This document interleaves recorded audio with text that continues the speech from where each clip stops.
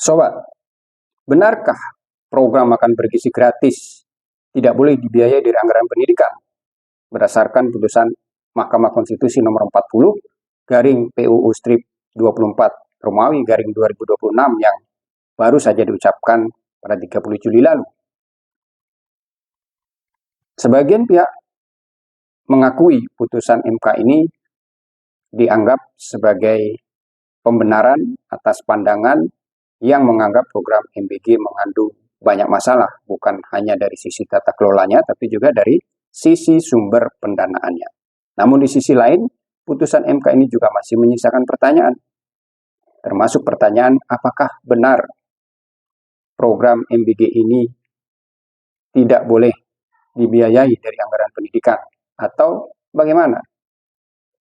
Ya, kemudian, apakah larangan penggunaan anggaran pendidikan untuk program MBG ini bersifat permanen untuk APBN tahun anggaran kapanpun, atau masih diberikan tenggang waktu sampai beberapa tahun kemudian? Kita simak atau cermati bagaimana sebenarnya bunyi amar putusan MK.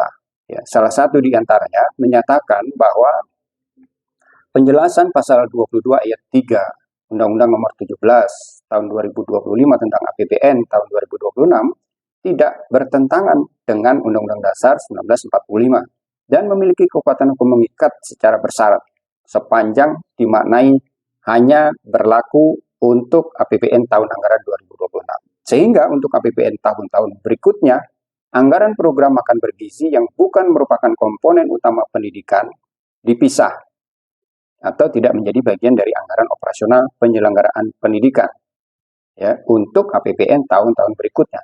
Dan pemisahan dimaksud ya yang harus dipisahkan itu APBN tahun berikutnya, ini maksud itu adalah APBN yang berlaku paling lambat dalam APBN tahun anggaran 2028 atau paling lama 2 tahun sejak putusan aku diucapkan. Apa kesimpulannya?